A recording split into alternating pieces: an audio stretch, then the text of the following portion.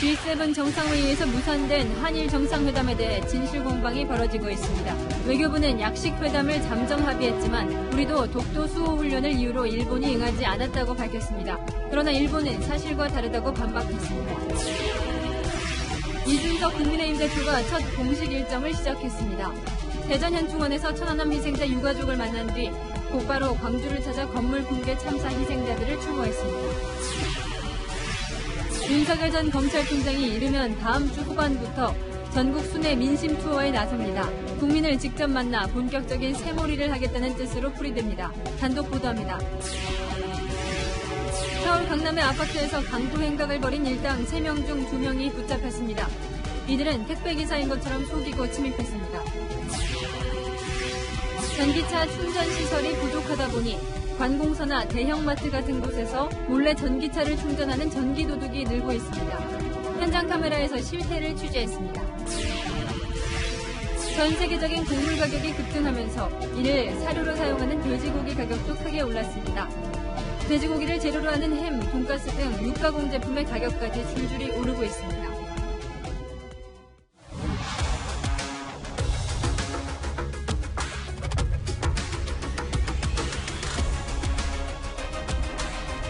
뉴스의 동정민입니다. 한국과 일본 정상의 첫 만남. 시간은 짧았고 뒤끝만 강렬했습니다. 어제 영국에서 끝난 G7 회의에서 스가 일본 총리 취임 후 첫 한일 정상회담은 결국 불발됐습니다. 두 차례 1분 남짓 인사만 나눴는데요. 그렇게 헤어진 뒤 양국은 내탓 공방을 시작했습니다. 회담이 무산된 건 이 상대방 탓이라는 겁니다. 올림픽을 앞두고 화해 무드를 조성하려고 했었던 우리 정부도 싸늘하게 돌아서는 분위기입니다. 장원재 기자가 첫 소식으로 전해드립니다. 어제 영국에서 막을 내린 G7 회의에서 한일 정상은 2번 만났지만 회담은 이뤄지지 않았습니다. 문재인 대통령은 오늘 새벽 SNS에 스가 총리와의 첫 대면은 한일 관계에서 새로운 시작이 될 수 있는 소중한 시간이었지만 회담으로 이어지지 못한 것을 아쉽게 생각한다고 밝혔습니다. 반면 스가 요시히데 일본 총리는 일본 기자들과 만나 문 대통령이 인사하러 와서 신뢰가 안 되도록 인사한 것이라며 국가 간 약속이 지켜지지 않는 상황에서는 대화할 환경이 아니다고 선을 그었습니다. 강제징용과 위안부 해법을 한국이 내놓지 않는 한 정상회담이 어렵다는 겁니다. 하지만 외교부는 일본이 실무 차원에서 약식 회담을 잠정 합의해놓고 정례 동해수호 훈련을 이유로 응하지 않았다며 유감이라고 했습니다. 박수현 대통령 국민소통수석도 올림픽을 앞두고 한일 간 여러 해결할 일이 있는데 새 걸림돌을 만드는 건 결코 바람직하지 않다며 책임을 일본에게 넘겼습니다. 그러자 일본 정부는 잠정 합의 사실을 즉각 부인하며 반발했습니다. このような事実は全くありません。このように事実に反するのみならず一方的な反襲は極めて遺憾であり、直ちに韓国側に抗議をしたところであります。 두 정상이 처음 얼굴을 맞대긴 했지만 정상회담 무산 책임을 두고 한일 정부가 다시 공방을 벌이고 있는 만큼 관계 회복이 더딜 거란 전망이 나옵니다. 채널A 뉴스 장원재입니다. 이준석 국민의힘 대표의 공식 일정 첫날은 파격의 연속이었습니다. 전직 대통령뿐 아니라 20세 용사도 추억해야 한다며 서울 현충원 대신 대전 현충원을 찾았고 5.18 이후 태어난 첫 세대 대표라며 광주로 내려가 철거 붕괴 사고 유가족들을 위로했습니다. 서울로 올라와선 파격이 여의도의 표준이 되어야 한다며 주류 정치가 외면해온 논제를 선점하겠다고 밝혔습니다. 그러면서도 공존을 키워드로 내건 이 대표의 첫날을 정한희 기자가 취재했습니다. 이준석 국민의힘 대표의 첫 공식 일정은 천안함 희생장병 추모였습니다. 저희 아들 고등학교 2학년입니다. 이번에 상처도 많이 받았거든요. 근데 장 대표님이 너무 힘들고 보고 저희 아들이 마음 변치 않았으면 좋겠다고. 꼭 그렇겠습니다. 저희가 보수 정부가 집권하고 있을 때도 이 문제에 대해서 적극적이 못해가지고 이렇게 시민이 넘었는데도 이렇게 마음 아프게 드린 것 제가 당을 대표 사과드리고요. 전직 대통령들의 묘역이 있는 서울 현충원이 아닌 천안함 용사들이 묻힌 대전 현충원을 먼저 찾아 눈물을 흘린 겁니다. 방명록엔 숭고한 희생과 헌신을 잊지 않겠다고 썼습니다. 이 대표는 대전 현충원 참배에 이어 광주를 찾았습니다.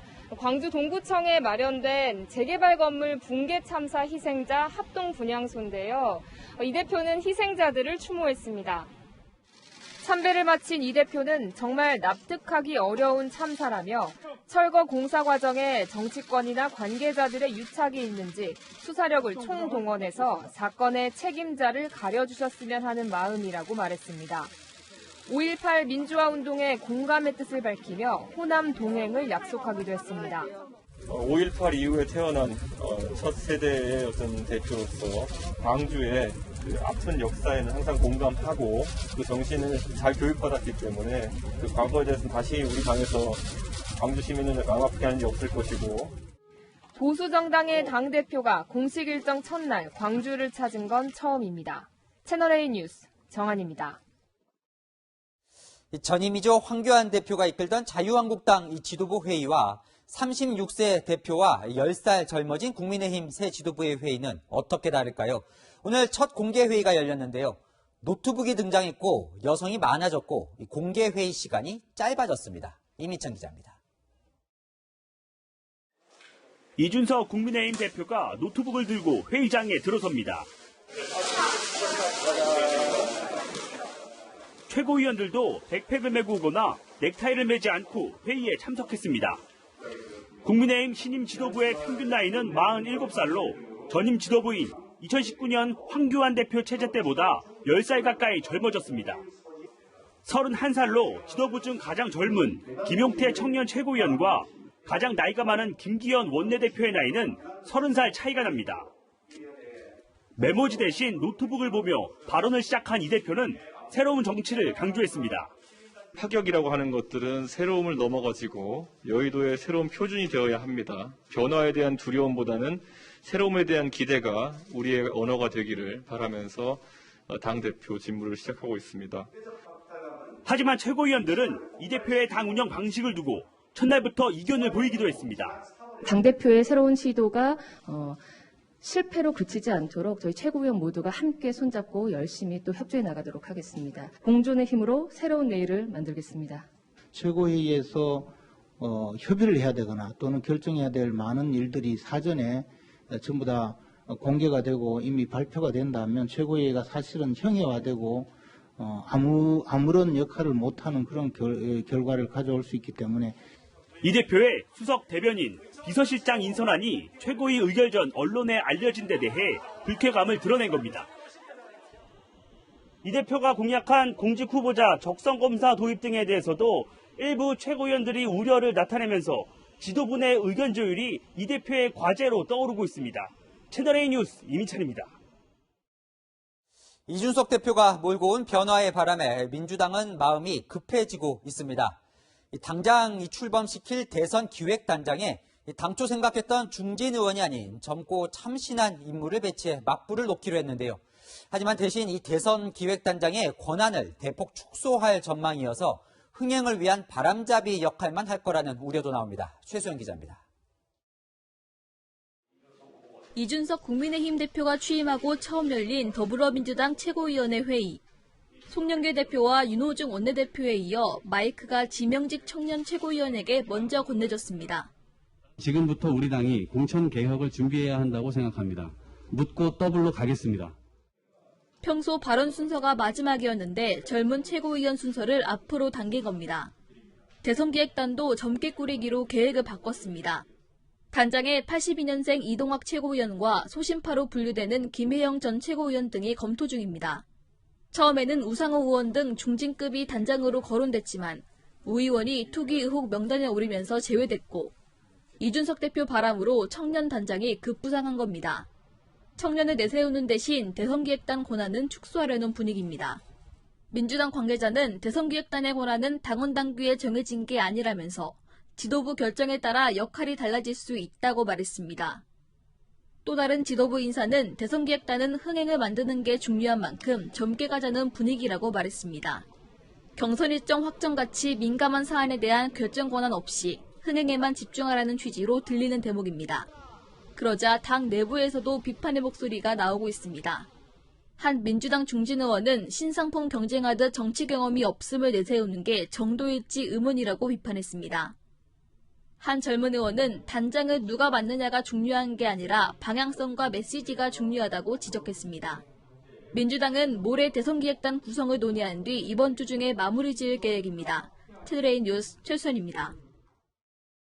송영길 민주당 대표도 변화의 신호탄을 쏘아 올린 게 있죠.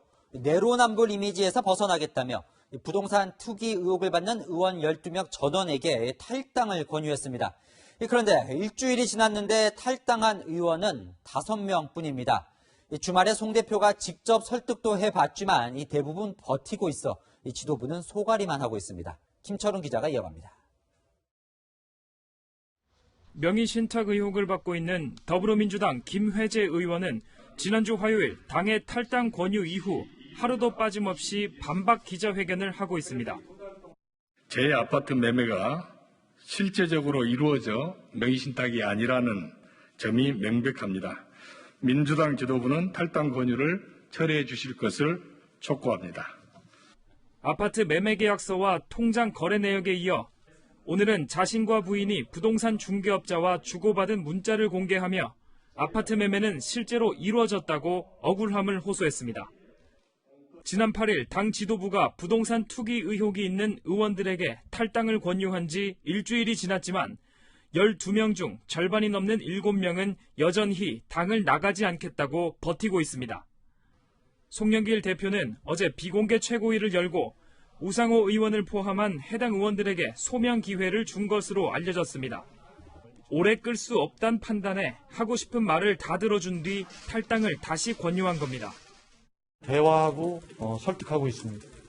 가능하면 빨리 대화하고 설득해서 문제를 매듭짓고자 하는 것이 지도부의 의지인데 민주당의 한 핵심 의원은 시시비비를 모두 따지는 징계위원회까지 갈 경우 당이 분열될 수 있다며 설득을 계속하고 있다고 밝혔습니다.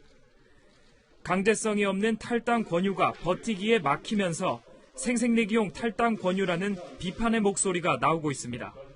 채널A 뉴스 김철웅입니다. 이준석 대표가 8월까지는 입당했으면 좋겠다는 뜻을 밝히면서 윤석열 전 검찰총장의 행보가 더 주목받고 있는데요. 저희 취재 결과 윤 전 총장 이르면 다음 주 후반부터 전국을 돌며 민심 투어에 나설 것으로 전해졌습니다. 안보겸 기자가 단독 보도합니다. 윤석열 전 검찰총장이 이르면 다음 주부터 전국을 돌며 민심 청취 투어를 시작할 걸로 알려졌습니다. 윤 전 총장 측 관계자는 명망가가 아닌 일반 국민 속으로 들어가는 행보를 시작하는 것이라고 설명했습니다. 각 지역 전통시장은 물론 현안이 발생한 지역을 직접 찾아가 생생한 민심을 듣겠다는 취지입니다. 우리 국민 여러분들의 또 기대 내지는 또 염려 이런 거 제가 다 병청하고 다 알고 있습니다. 여러분이 좀 지켜봐 주시기를 부탁드립니다. 전국 순회 시작 지역 등 구체적인 일정은 현재 논의 중입니다. 전국 순회에 대해 또 다른 윤 전 총장 측 관계자는 기존 정치인보다 상대적으로 지역 기반이 약한 점을 보완하기 위한 것이라고 설명했습니다. 국민의힘의 입당에 경선을 치를 경우에 대비한 조직 강화 차원이란 분석이 나옵니다. 민심 청취를 시작하면서 정치 선언과 국민의힘 입당 논의는 조금 미뤄질 가능성도 있습니다. 윤 전 총장은 오늘 국민의힘 입당과 관련해 국민이 불러서 나왔고 국민이 가리키는 길대로 따라간다고 말씀드렸다면서 차차 보면 아실 것이다. 모든 선택은 열려있고 아무것도 결정된 것은 없다고 밝혔습니다.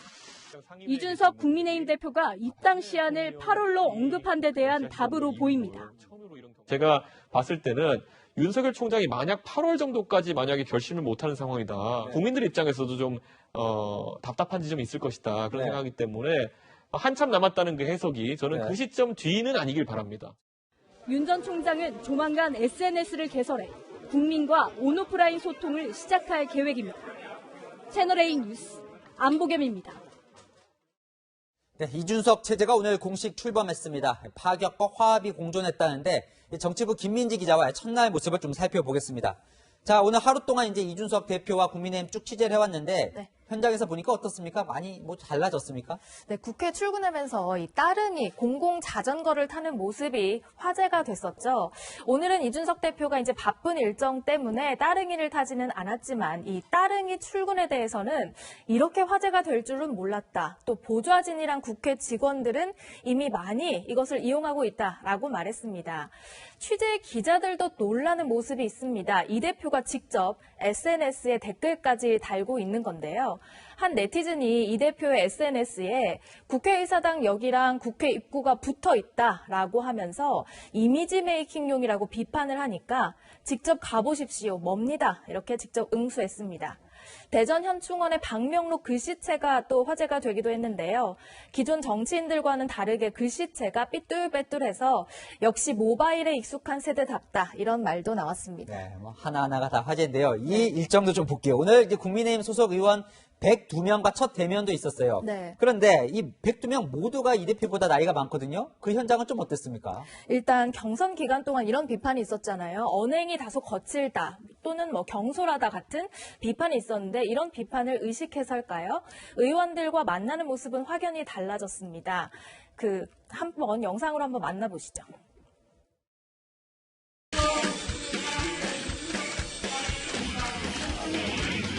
금일로원 통해 사회를 맡은 조명희 와한미 원내대표 지치고 분노하고 있는 국민들에게 이준석 백신이 우리가 있습니다.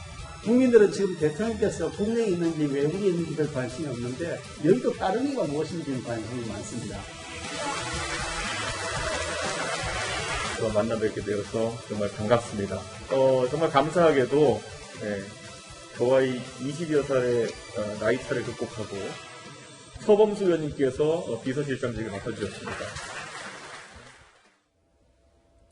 네, 이 대표는 의원들에게 허리를 굽혀서 인사하거나 또 먼저 다가가서 인사하는 등 깍듯하게 예우를 갖추는 모습을 보였습니다. 네, 나름 이제 여의도 문법을 좀 존중하는 모습도 보이는 건데, 근데 아까 이제 리포트 보니까요, 이 첫 최고위원 회의부터 이 대표를 견제하는 최고위원이 있더라고요. 그렇습니다. 박근혜 정부에서 청와대 정무수석을 지낸 삼선 의원 출신의 김재원 최고위원입니다.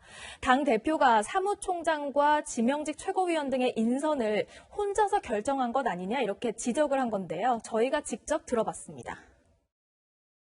모든 것이 미리 결정되고 사후에 통보만 하는 그런 최고회의가 되면 최고위가 집단지성을 발휘할 수가 없거든요. 당대표 입장에서 뭐 자신의 생각을 이야기할 수는 있는데 이제 그것이 당의 어떤 방침이 되려면 모두의 의견을 모아야 되겠죠.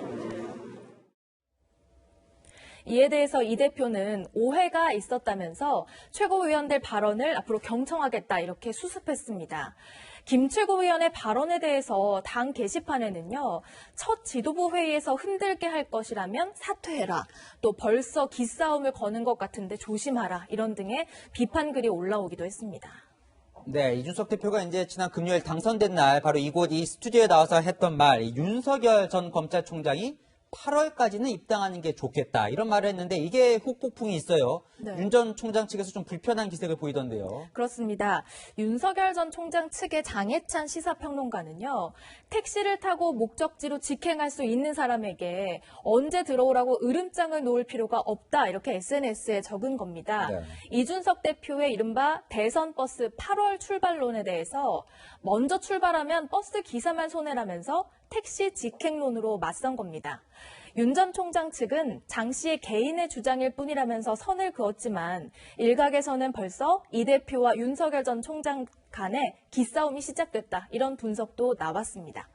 하지만 앞서 윤 전 총장은요. 국민의힘 전당대회에 국민의 한 사람으로서 관심과 기대가 크다라고 말했고요. 이준석 대표에게는 취임 축하 메시지도 먼저 보냈다고 하는데요.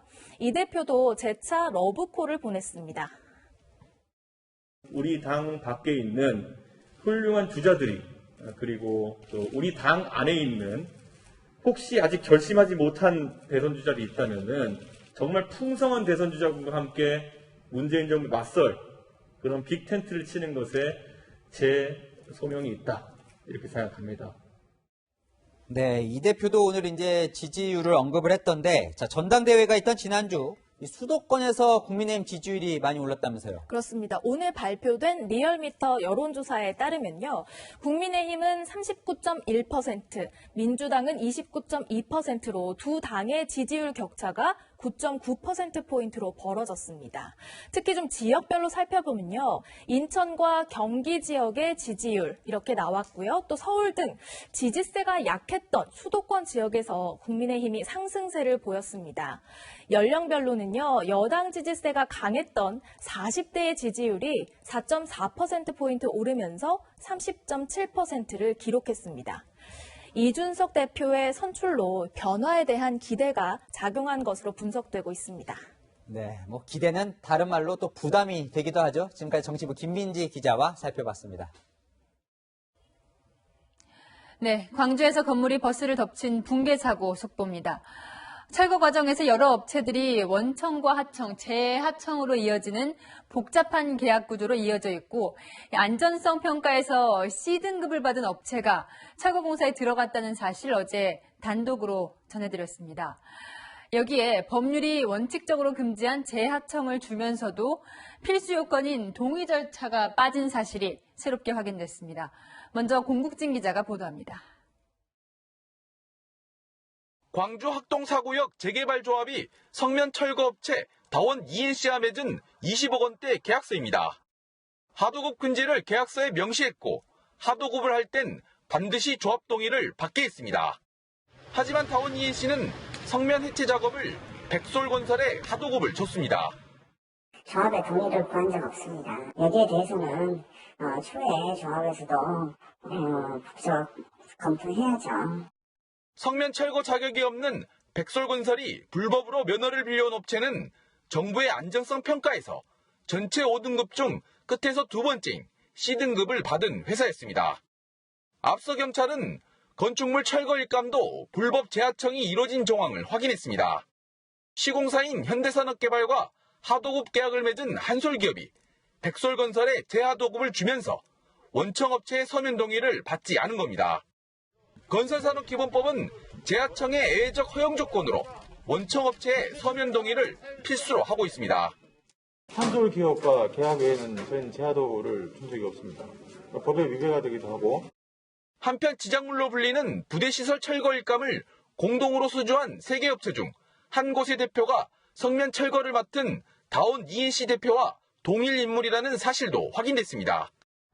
경찰은 철거 작업 전반에 다원 ENC 측이 얼마나 관여했는지 확인하는 동시에 조직폭력배가 재개발 사업에 연루됐다는 의혹도 수사 중입니다. 채널A 뉴스 공국진입니다. 이런 여러 가지 구멍들이 안전 불감증을 낳았겠지만 사고 당일 건물을 결정적으로 무너지게 한 원인이 무엇인지는 아직 조사 중입니다. 철거 작업을 할 때 건물이 급속하게 기울어지지 않게 지면에 잡아두는 철제 와이어를 설치하는데요. 이런 와이어도 설치되어 있지 않았던 것으로 드러났습니다. 이어서 구자준 기자가 취재했습니다. 붕괴 원인을 조사 중인 경찰은 참사 당일 건물 붕괴를 막아줄 안전장치가 없었던 사실을 확인했습니다. 철거 작업 중 건물이 급속히 균형을 잃지 않게 지면에 붙들어주는 철제 와이어가 발견되지 않았던 겁니다. 공사 관계자들은 사고 전날 이 와이어가 끊어졌지만 이후 철거 작업을 이어간 걸로 알려졌습니다. 와이어는 철거가 계획서대로 고층부에서 저층부로 이루어지지 않았을 때 특히 중요한 안전장치입니다. 기둥이 그 상부 구조물을 받쳐야 되는데 어쩔 수 없이 순서에 의해서 뜯어야 되는 그 기둥이 있을 경우에 와이어를 쓰거나 서포트를 대는 거고 그 쏠리는 걸 방지하기 위한 와이어인데 붕괴 당시 철거 작업 중이던 굴착기 기사의 진술도 추가로 확인됐습니다. 기사는 붕괴 직전 건물 뒤에 쌓인 흑산이 주저앉으면서 위에 있던 굴착기가 앞쪽으로 미끄러졌다고 경찰에 진술했습니다. 기사는 굴착기가 흑산에서 미끄러지자 이 앞부분으로 바닥을 찍고 다시 일으켜 세웠다고 진술했습니다. 당시 흑산은 먼지 발생을 줄이려고 평소보다 많은 물이 뿌려져 젖어 있는 상태였습니다. 철거를 맡은 한솔기업 관계자도 이날 고압 탈수기가 평소의 2배 수준인 8대가 배치됐다고 진술한 바 있습니다. 하지만 경찰은 굴착기가 미끄러졌다는 건 기사의 주장이라며 철거 과정에서 굴착기가 건물을 건드리거나 밀었을 가능성도 조사 중이라고 밝혔습니다. 채널A 뉴스 구자준입니다. 이런 사고는 잠시만 방심하면 전국 어디서나 일어날 수 있습니다. 서울에도 600곳이 넘는 철거 공사장이 있는데요. 서울시가 내년부터 모든 공사장의 CCTV를 실시간으로 모니터링하기로 했습니다. 김설혜 기자입니다. 호텔 철거 현장과 아파트 사이에 세워진 가림막이 갑자기 아파트 주차장 쪽으로 쓰러집니다. 작업자들이 높은 곳에서 딛고 일할 수 있도록 설치한 발판이 무너지면서 가림막을 덮친 겁니다. 새벽 시간이라 다행히 인명피해는 없었지만 주민들이 활동하던 시간이었다면 아찔한 사고로 이어질 수도 있었습니다. 광주 붕괴 사고로 철거 현장에 대한 불안이 커지자 서울시는 안전대책을 마련했습니다. 철거 공사 감리자를 현장에 상주하도록 하겠다는 겁니다. 상시 해체 공사 감리를 하는 것은 물론 이를 위반할 경우에는 강력한 처벌 조항을 담은 법률 개정에 나설 것입니다. 광주 사고의 원인으로 지목된 불법 하도급을 뿌리 뽑기 위해 서울시 발주공사에 한해 하도급 직불제를 전면 시행하기로 했습니다. 또 민간 공사장의 CCTV를 스마트폰으로 실시간 감시하는 시스템을 구축하고 내년 3월 정식 도입하기로 했습니다. 현장을 투명하게 공개하고 혹시라도 현장 관계자가 놓칠 수 있는 위험 요소를 시에서 직접 관리할 수 있는 부분에서 긍정적이라고 생각합니다. 재개발 재건축 현장 20곳을 포함해 현재 서울시 내 철거 공사 현장은 626곳. 서울시는 공사를 일시 중지하고 현장 점검을 진행하기로 했습니다. 채널A 뉴스 김설혜입니다. 코로나 바이러스보다 전파력이 강한 인도발 델타 변이 바이러스가 퍼지고 있습니다. 특히 이 바이러스에 감염된 경찰관이 역학조사에서 동선을 숨기는 바람에 추가 감염자가 줄줄이 나오고 있습니다. 전민영 기자가 보도합니다. 인천에 거주하며 서울의 일선 경찰서에서 근무하는 경찰관이 코로나19 확진 판정을 받은 건 지난달 25일. 자신의 자녀가 확진자와 접촉해 자가격리 중이었는데 이 기간 동안 지인을 만난 것으로 드러났습니다. 하지만 경찰관은 역학조사 때 이 사실을 숨겼습니다. 방역당국이 파악한 결과 경찰관은 자가격리 기간에 아파트 단지 내 체육관에서 탁구 동호회 모임을 가졌습니다. 모임이 끝난 뒤 동호회원 한 명을 차로 데려다 주기도 했습니다. 이틀 뒤 경찰관이 확진 판정을 받았고 2주 뒤 차에 탔던 지인도 확진 판정을 받았습니다. 경찰관은 구체적으로 묻지 않아 이야기하지 않았을 뿐 속이려 한 건 아니라고 주장하는 걸로 전해졌습니다. 왜 가는 거에 대해서는 얘기를 하셨겠죠? 근데 다른 대답을 하신 거고 누굴 만났냐 이런 것들인데 만난 사람 없다. 경찰관은 인도에서 유행하는 델타 변이 바이러스 감염자였는데 역학조사 결과 N차 감염까지 발생했습니다. 확진 판정을 받을 당시 지인과의 만남을 숨기는 사이 추가 감염자가 나온 겁니다. 오늘까지 관련 확진자만 18명입니다. 인도에서 처음 발견된 델타 변이 바이러스는 다른 변이보다도 전파력이 강한 것으로 알려지고 있습니다. 백신 접종률 62%인 영국에서도 델타 변이 바이러스가 확산되며 하루 7,000명의 신규 확진자가 나오고 있습니다. 채널A 뉴스 전민영입니다. 변이 바이러스 확산세까지 심상치 않은데 방역수칙 위반 사례 여전합니다. 이번에는 유흥업소에서 몰래 영업하던 접객원들이 비밀 공간에 숨어 있다 적발됐습니다. 배유미 기자입니다. 지난 11일 대구의 유흥주점. 손님은 10명인데 접객원이 1명뿐인 걸 수상히 여긴 경찰관들. 유흥주점 곳곳을 수색합니다. 곧이어 계산대 뒤쪽에서 수상한 공간을 발견하고는 불빛을 비춥니다. 나와요. 아직 가게 못 내세요. 숨어있던 접객원들이 줄지어 나옵니다. 허리도 펴기 힘든 6.6제곱미터 2평 남짓한 공간에서 나온 접객원은 모두 15명. 집합금지 명령을 어기고 몰래 영업을 하다 경찰 단속을 피해 몸을 숨긴 겁니다. 이 유흥주점은 입구는 영업이 중단된 것처럼 깜깜했지만 지하로 내려가자 환하게 불을 밝히고 술 장사를 하고 있었습니다. 선생님들 다 손님이니까 지금 집합금지 됐으니까 오면 안 되는 거 알고 계시죠? 그건 손님이라요? 일행입니까? 술 많이 드셨어요? 대구에서는 지난달 19일부터 유흥주점 관련 집단 감염이 이어져 현재까지 368명이 코로나19 확진 판정을 받았습니다. 이 때문에 대구시가 사회적 거리 두기를 2단계로 격상하고 유흥업소에 집합금지 명령을 내리기도 했습니다. 시민 전체가 거리 두기를 감내하고 있지만 방역 전선을 무너뜨리는 일부 업주의 얌체 영업은 끊이질 않고 있습니다. 채널A 뉴스 배윤입니다.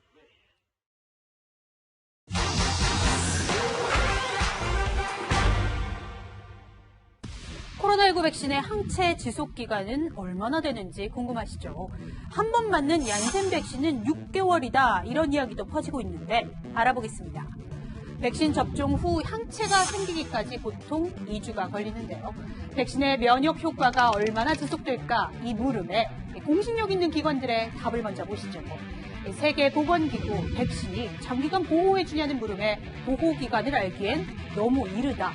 미 질병통제예방센터도 보호가 얼마나 지속되는지 알 수 없다고 밝히고 있습니다. 새로 개발된 백신을 장기적이고 광범위하게 사용해봐야 지속기간을 알 수 있는데요. 타임라인을 볼까요? 화이자 백신 지난해 7월 3상 임상이 시작돼 12월 FDA 긴급 승인됐고 얀센은 지난해 9월 3상을 시작해 올해 2월 역시 긴급 승인받았죠. 우리 방역당국도 얀센 백신의 지속기간 6개월이냐 질문에 얀센을 포함한 모든 백신의 항체 지속기간이 불명확하다 설명합니다.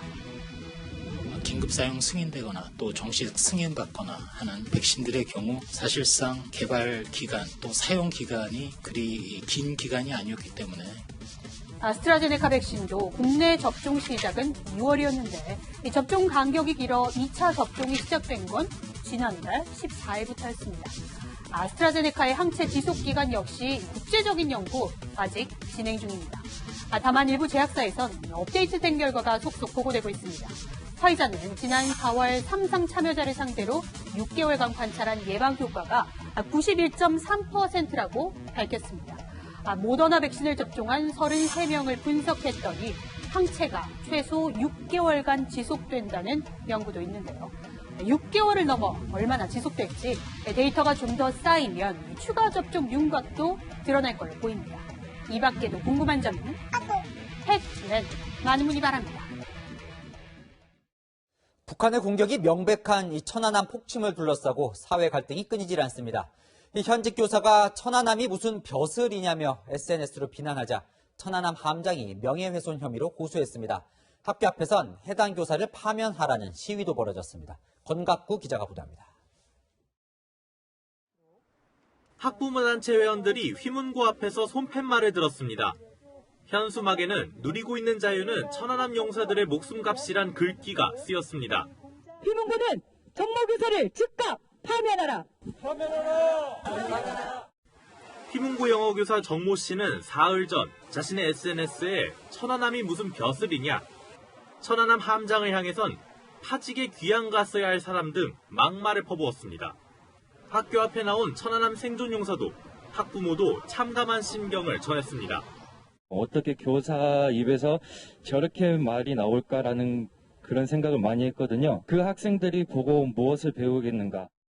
교사라는 이런 언어를 쓴다라는 건 교실 안에서는 어떻게 진행될지 상상을 했을 때 너무 끔찍합니다.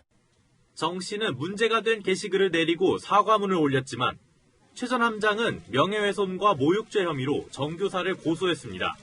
교사라는 신분으로 그런 욕설과 막말을 했다는 것은 더더욱 용서할 수 없습니다.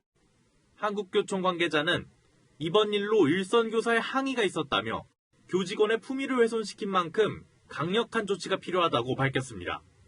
휘문고는 오늘 정 씨를 1학년 담임과 교과 업무에서 제외시켰고 절차에 따라 엄정 조치할 계획입니다. 채널A 뉴스 권갑구입니다.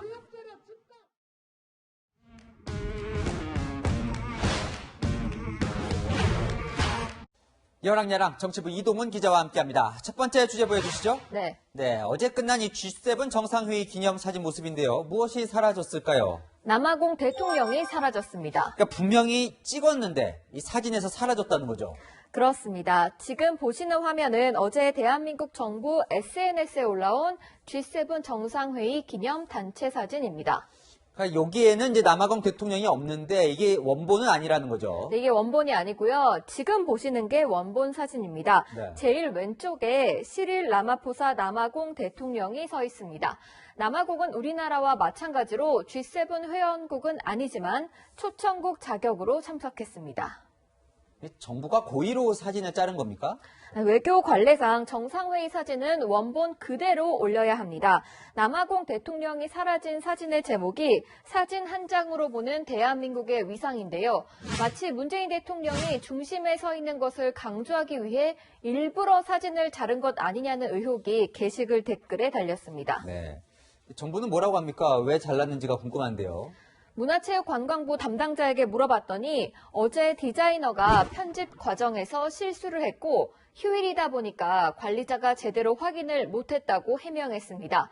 문체부는 오늘 오전 실수했다며 사진을 다시 올렸습니다.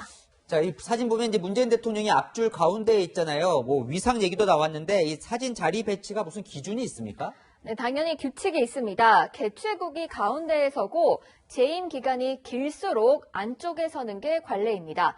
바이든 미국 대통령과 스가 일본 총리가 가장 바깥에 선 것도 취임 1년이 채 안 됐기 때문이지 국가 위상과는 상관이 없습니다. 보시는 것처럼 문재인 대통령도 취임 초반에는 바깥쪽에 서 있었습니다. 그렇군요. 네, 다음 주제 보겠습니다. 네. 자, 좌희정 우광재. 노무현 정부 때 참 많이들 이야기했었는데 무슨 일 있습니까? 네, 두 사람은 노무현 전 대통령의 최측근이었죠. 안희정 전 충남지사는 대선 캠프 정무팀장을, 이광재 의원은 대통령 국정상황실장을 지내며 좌희정 우광재로 불렸는데요. 이광재 의원이 최근 안희정 전 지사 면회를 갈 계획이라고 해서 논란이 되고 있습니다. 이 안희정 전 지사는 이제 수행비서 성폭행 혐의로 지금 실형을 살고 있잖아요. 네. 그래도 간다는 거죠. 네, 이광재 의원에게 왜 가려 하냐고 물어봤더니 최근에 만난 천주교 유흥식 주교가 가보라고 권했다고 합니다. 이 의원은 안 전 지사와는 오랜 친구다. 주교님도 말씀하셨는데 모른 척할 수 없었다. 언제 갈지는 미정이라고 말했습니다. 근데 정의당은 아주 강하게 비판을 하던데요. 네, 민주당 86세대를 싸잡아서 비판했습니다. 아직까지도 안희정을 언급하는 민주당 86세대를 보며 그들이 서 있는 곳은 기성세대 상사의 위치일 뿐 그들로부터 갑질과 성폭력을 당하는 청년의 위치는 아니라는 것을 다시 한번 실감하게 될 따름입니다. 정의당은 이광재 의원이 최근 안 전 지사가 다시 또 생명을 준비하는 넉넉한 인간으로 거듭나면 좋겠다고 말한 것도 문제 삼았습니다. 참, 이 의원 어제 이제 대담집을 냈는데 86세대가 시대의 변화를 따라가지 못했다고 반성문을 썼는데요. 오늘은 86세대라고 비판을 받았네요. 네, 오랜 친구 면회 물론 갈 수 있겠죠. 하지만 아무도 모르게 조용히 갔다 왔다면 여러 가지 비판은 피할 수 있었을 거란 생각이 듭니다. 참, 한때는 이 좌희정 우광재가 또 대표적인 젊은 정치인이었는데요. 많은 생각을 하게 됩니다. 여랑야랑이었습니다. 네. 전기차는 크게 늘고 있지만 전기차 충전소는 부족합니다. 그러다 보니 대형마트나 관공서에서 몰래 전기를 충전하는 전기 도둑까지 등장했는데 현장 카메라팀이 그 장면을 포착했습니다. 여현구 기자입니다. 전기차나 하이브리드차 이용자들의 이동형 충전기 사용이 늘고 있는데요. 이렇게 연결했을 때 충전 포인트가 확인되었습니다. 서비스 센터와 연결 중입니다. 개인에게 전기세 과금이 되는 이 장치를 사용하거나 특정 콘센트를 사용해야 합니다. 그런데 이런 장치들을 사용하지 않고 공용 전기를 무단으로 끌어다 쓰는 일명 전기 도둑들이 있다고 하는데요. 어떻게 된 일인지 현장으로 갑니다.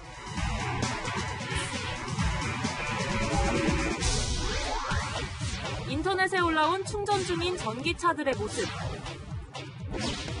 주차장 벽면에 흔히 설치되어 있는 일반 콘센트에 차주 인식이 안 되는 장치로 연결되어 있는데 모두 전기를 훔치는 행위입니다.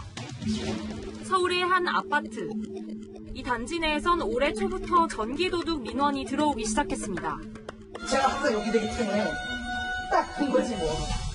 전기차 충전 시설이 없다 보니 일부 전기차 소유주들이 주차장 콘센트에 연결해 전기를 무단으로 쓴 겁니다.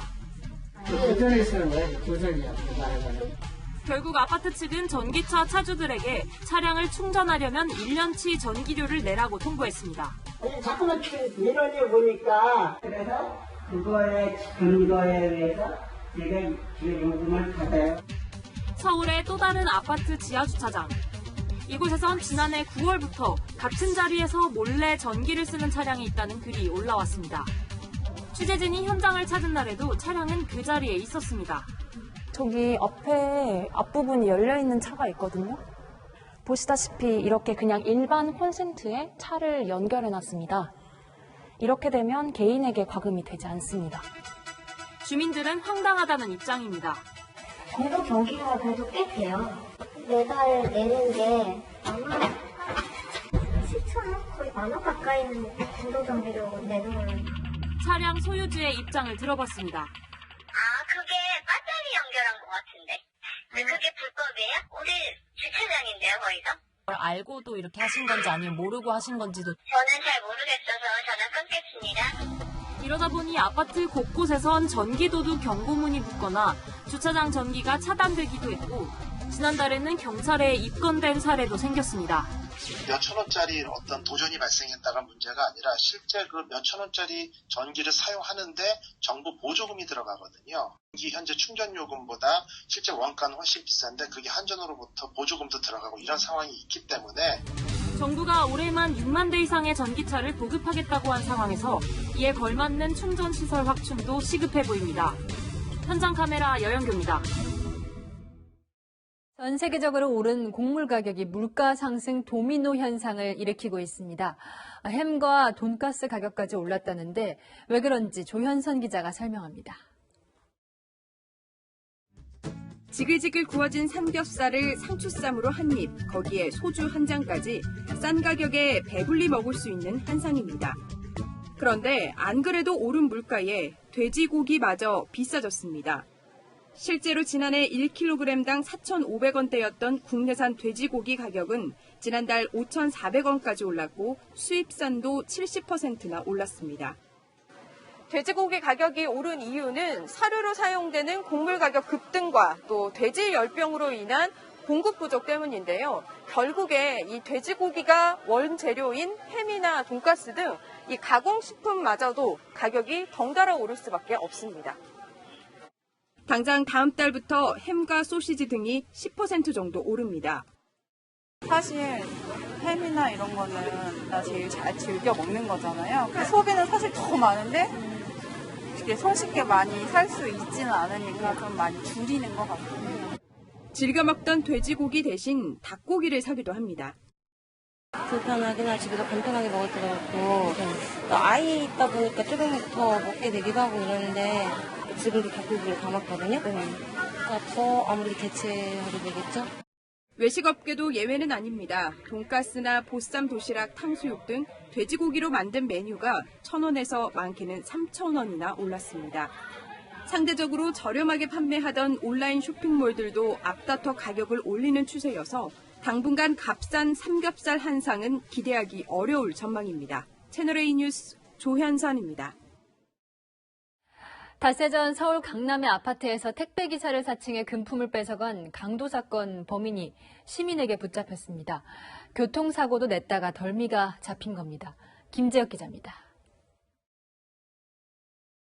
흰색 승용차가 빠른 속도로 음식점 밀집 골목으로 들어갑니다. 주차 중인 차량과 자전거를 탄 70대 행인을 연이어 들이받습니다. 길가에 세워둔 노란색 철제 구조물에 부딪힌 뒤에야 멈춰선 차량. 사고 운전자가 차를 버리고 달아나기 시작하자 이 모습을 본 시민 2명이 뒤따라 달려가 남성을 붙잡습니다. 여기 앞에서 쿵 받치는 소리가 행인이 그 충격으로 인해 가지고 여기 쓰러져 계신 걸 봤습니다. 운전석에 있던 사람이 뛰쳐나와서 이쪽 오른쪽으로 도망을 갔던 그런 상황이었고요. 경찰관들에게 넘겨진 운전자는 50대 남성 박모 씨. 닷새 전 서울 강남구 개포동에 있는 아파트 주민을 흉기로 위협해 금품을 빼앗은 3인조 강도 중 한 명으로 경찰 추적을 피해 달아나다가 사고를 냈습니다. 3인조 강도는 반품 택배를 가지러 왔다며 현관문을 열게 하고 휴대전화와 현금을 빼앗아 갔습니다. 경찰은 박 씨와 박 씨의 범행 당일 사용한 차량을 운전했던 남성에 대해 구속영장을 신청하고 일당 2명의 행적을 추적 중입니다. 한편 경찰은 그제 새벽 서울 성동구 아파트에서 강도 짓을 하려다 실패하고 달아난 3인조 일당을 전원 검거해 구속영장을 신청했습니다. 채널A 뉴스 김재혁입니다. 중국 후베이 성에 있는 시장에서 휴일 아침 폭발 사고가 발생해 12명이 숨지고 100명 넘게 부상을 입었습니다. 베이징 사공성근 특파원입니다. 폭발로 발생한 연기가 하늘 높이 솟구치고 소방차와 응급차가 출동합니다. 6、7点钟发生了，是消防车啥都过去了，然后确实事故真的比较严重，后面都还有人啊都。 사고가 난 곳은 100m 길이의 야채 시장입니다. 2층에서 폭발이 일어났고 1층까지 무너져 내렸습니다. 뼈대만 남은 건물은 폭발 규모를 짐작케 합니다. 폭발과 함께 떨어져 나간 파편은 주변에 있던 차량과 인근 아파트까지 덮쳤습니다. 지금까지 확인된 사망자만 12명, 부상자는 138명입니다. 휴일 이른 시간이었지만 주변에 공장과 아파트가 많아 장을 보거나 아침 식사를 하던 주민들이 많아 피해가 컸습니다. 정확한 사고 원인은 나오지 않았지만 건물 전체가 폭격을 맞은 것처럼 무너진 것으로 볼 때 연소에 가스 폭발이 있었던 것으로 추정됩니다. 아직도 현장에선 소방관과 군인 2천여 명이 구조 작업을 벌이고 있습니다. 下面有人的声音活体的人活着的，然后还有呼吸声啊，然后发出一些声音啊，都可以看得到。 시민들은 생존자들을 돕기 위해 헌혈 행렬에 동참했습니다. 중국 정부는 다음 달 1일 공산당 창당 100주년을 맞아 바짝 긴장하고 있습니다. 시진핑 중국 국가주석은 사고 원인을 철저히 조사하고 책임을 추궁하라고 지시했습니다. 지난달 간수성 산악 마라톤 대회에서 21명이 숨지는 대참사가 벌어졌는데 중국 정부는 산악 마라톤과 스카이다이빙 등 위험한 레포츠 활동을 아예 금지했습니다. 관련자 27명은 체포되거나 승진 제한 조치가 내려졌고 50대 간부는 숨진 채 발견됐습니다. 베이징에서 채널A 뉴스 사공성근입니다. 일본은 우리보다 빨리 백신 접종을 시작했지만 1차 접종률이 12.8%에 불과합니다. 이유가 뭔지 도쿄 김범석 특파원이 현지 시민들에게 물어봤습니다. 기장과 스튜어디스 등 4만 6천여 명의 항공사 직원들이 하네다 공항 내 사무실에서 백신을 맞습니다. 이 항공사를 포함해 1,800여 개 일본 주요 기업들이 자체적으로 직장 접종을 시작했습니다. 世界中いろんなところ行ってまして、コロナの感染に関してはちょっと神経質な部分もありましたけど、今回職域接種ということで。 하지만 일본 정부가 자위대까지 동원해 야심차게 만들었던 고령자 대상의 백신 접종센터에 빈자리가 속출하고 있습니다. 당장 다음 주 예약률은 불과 10%에 불과한 실정입니다. 일본에서 백신 1차 접종 비율은 23%인 우리나라의 절반 수준입니다. 오늘도 도쿄센터의 고령자 예약률이 30%에 그치자 방위성은 이 남는 백신을 자위대원과 공무원들의 접종을 시키겠다는 방침을 밝혔습니다.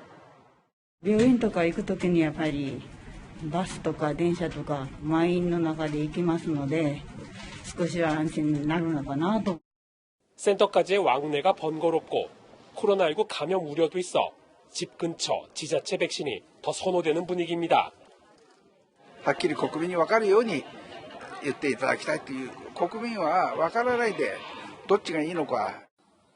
가와사키시에서는 백신 보관 냉동고 온도가 갑자기 상승해 화이자 백신 6,300회분을 전량 폐기하는 일도 벌어졌습니다.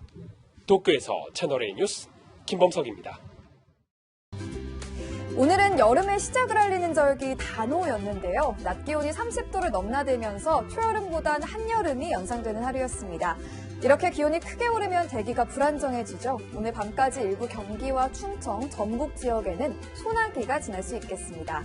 내일은 전국이 흐리고 곳곳에 비 소식이 들어있습니다. 새벽부터 오전 사이에는 서쪽 지역에 주로 비가 내리겠고요.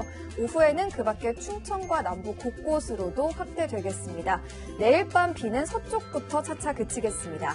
모레까지 제주 산간 지역에는 100mm 이상, 그 밖에 제주에는 최고 80mm, 남해안에는 최고 40에서 60mm 등 주로 제주와 남부에 많은 비가 내리겠고요.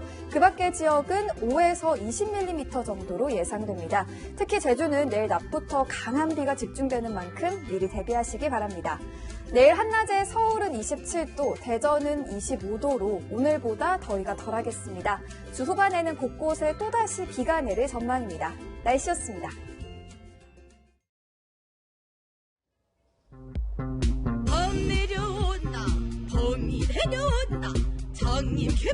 판소리와 대중음악이 절묘하게 어우러진 곡이죠. 때로는 안 어울릴 것 같은 조합이 더 큰 시너지를 냅니다. 케미가 돋보이는 거죠. 송영길 민주당 대표와 이준석 국민의힘 대표, 이념도 세대도 잘 어울릴 것 같진 않죠. 그런데 송 대표가 여야정 협의체를 제안하자 이 대표가 긍정적이라며 화답했습니다. 머리를 맞대고 똘똘한 부동산 청년 일자리 대책 내놓으면 얼마나 좋을까요? 오늘의 한마디는 기대해볼 환상의 케미로 하겠습니다. 오늘 뉴스 여기까지입니다. 내일도 뉴스입니다.